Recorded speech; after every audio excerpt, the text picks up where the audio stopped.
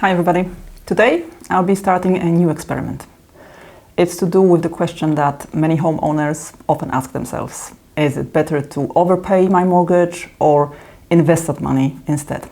Sure, we could create charts, we could analyze them and go all theoretical, or we could find out by actually trying both approaches at once. So, overpaying my mortgage and investing the same amount of money at the same time and compare results that way. So let's do it. Let's start my Overpay and Invest experiment. In case you haven't seen me before, I'm Marta. I'm a designer living in London, and this channel is about personal finance and good life. Welcome. Should I overpay my mortgage or should I invest that money? I see these questions so often. Sometimes they asked by those of you who never ever invested and are worried that maybe you're missing out on something by diligently overpaying your mortgage instead.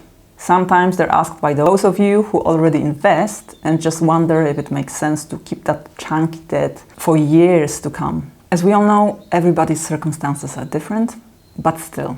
I believe we can all learn something from this overpay and invest experiment. It will be based on my mortgage and on my personal circumstances, but that's okay because, as you probably remember from studying maths at school, all theories are easier to grasp when we explain something with an example. Now, because most good things in life happen as a consequence of a plan, let's take a look at what specifically we'll be discussing in this video. What we're starting with is my current housing situation, so property and mortgage details. Then we'll move to why it doesn't make any sense to overpay my mortgage. This will be quickly followed by why it does make sense to overpay my mortgage. I'll talk briefly about my personal reasons here, and then what the plan for this experiment is. Okay, so we need to start with numbers and houses. I don't like the former, but I love the latter. So, my house is a simple 2-bedroom semi-detached house in Zone 3, London. It's what people back in the 80s would call a new build. So, nothing Victorian and no bay windows here. And I kind of like it this way. I bought it with my ex-partner some years back for £297,000. Its current Zoopla estimate is as follows.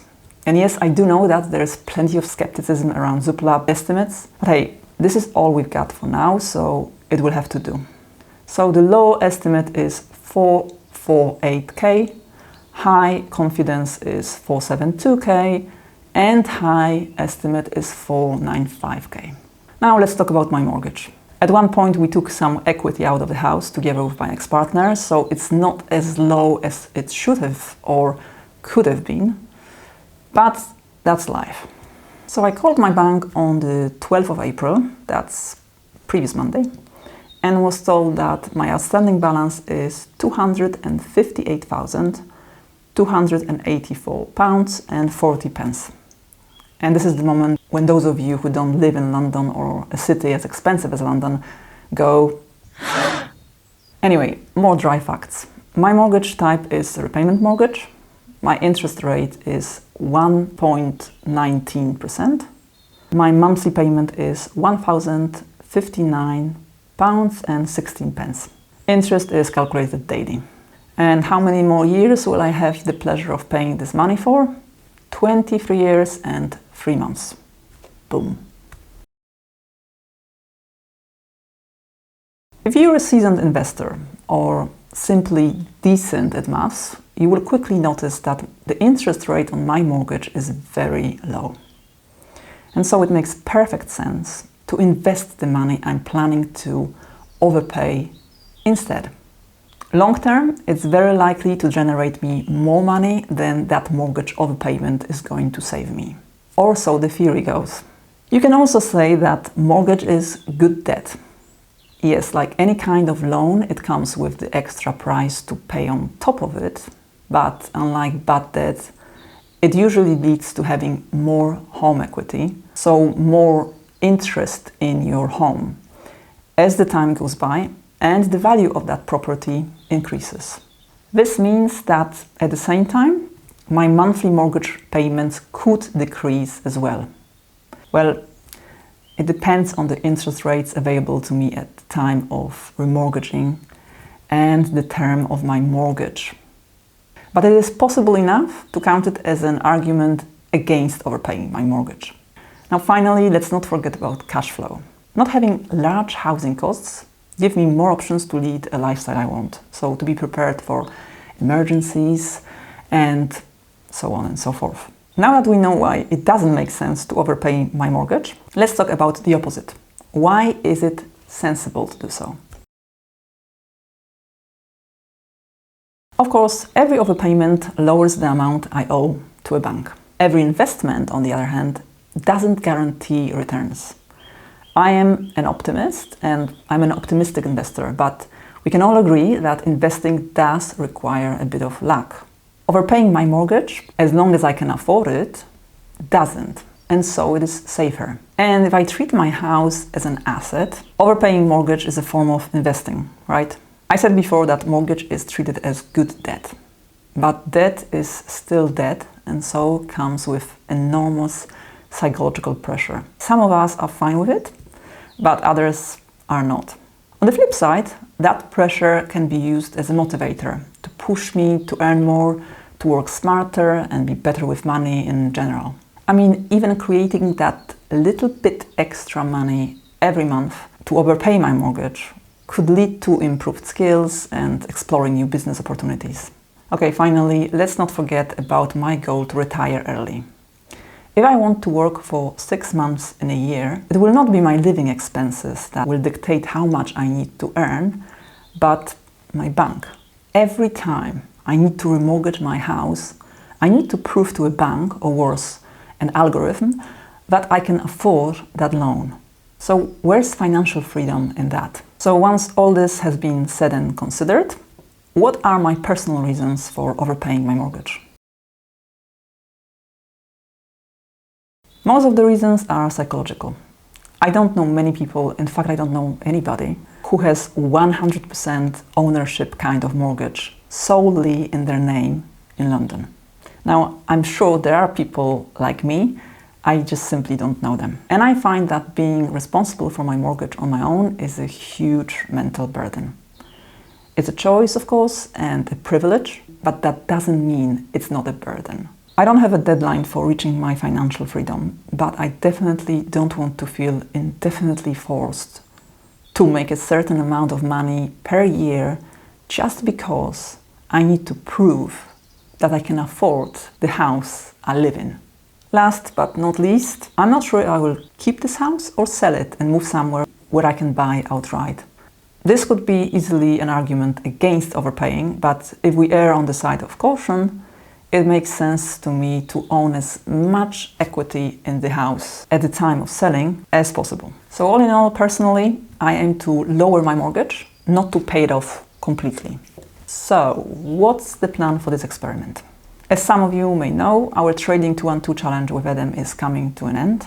As much as it was fun, I'm not planning to keep investing £100 in individual companies with Trading 212 anymore. Instead, I will overpay my mortgage by this £100. And let's drop these numbers into the mortgage overpayment calculator and see what happens. So these are the dry facts I talked about before, all in here. Now let's see how much I will save if I make that monthly overpayment. Let's keep in mind that this is all assuming that my interest rate stays as low as it is at the moment. I mean, that's highly unlikely, but we have no other option but to use this for now. Here we go. So it looks like if I make this £100 overpayment, I will save £3,400 in interest alone and pay off my mortgage 2 years and 2 months earlier. The total amount the mortgage will cost me never bothers me. I know it bothers many people, but I learned to think of it in terms of rent. So if I were renting my house, according to Zoopla again, it would cost me at least £1,500 per month. So paying about £300 interest every month now out of £1,059 is very little compared. I'm fully aware that in the beginning owning can be more expensive than renting, but as we know, I can't use every single situation in this challenge, so I use mine. Let's see the calculations. So in a year, overpaying should save me more or less 1,200. That is not much at all. In 5 years, overpaying will mean I'm closer to owing 200k than 210k in more or less terms. How about in 10 years? Closer to 140k than to 150. I think it helps to think of money in 5-year increments. It helps me anyway. Okay, so now that we know what the overpaying will look like, let's move to the second part of this experiment, investing. I'm going to invest another £100 in an index fund or an ETF. I haven't decided which one yet. It will be clear next month when I post my first update. So for now, let's drop this amount into a compounding calculator and see what happens. Here we go. So we want to invest £100, leave it for 10 years, be conservative with our predicted growth rate, and choose yearly compounding. We will make monthly deposits, we won't adjust them for inflation, and this is what should happen. In 10 years, we should end up with over 17k. That is more than overpaying would save us already. Let's see another time horizon. In 5 years, we should end up with slightly over £7,250. If you remember, overpaying that same amount for 5 years would save me £6,164. So again, less than investing. And finally, next year, I should end up with 1,345 instead of saved £1,206, as it would be in case of overpaying. So in theory, investing makes much more sense economically. But as I said, I'm more interested in psychological benefits. Plus, who knows how things will go with the markets. So I think there's only one way to find out. I'm putting £100 towards my mortgage and £100 towards a passive fund. I will do it for a year to begin with. I think that's a good stretch of time to test and compare the two options before my next remortgage. So these are the rules, pretty straightforward. Right now, the biggest issue I can see is tracking my progress monthly when it comes to the mortgage. I'm researching spreadsheets that will show the calculations clearly, that so far they're full of bugs and complicate things more than they need to. So I suspect the best way for me would be just to check my balance with the lender every month and report that way. Tracking the fund's progress would be much easier. All I need to do is to decide if I want to keep it within an ISA for tax efficiency. And of course, choose the kind of fund to invest in. As always, if you have any suggestions, feel free to share them. All right, everybody, this is the intro to my Overpay and Invest experiment. If you're a homeowner, I hope it motivated you to look at your own mortgage and consider what's best for you. Overpaying, investing, or both. And if you're not a homeowner, I hope you still found this video interesting and learned something new. Thank you very much for watching. Enjoy whatever you're doing after watching this, and I see you soon. Bye-bye.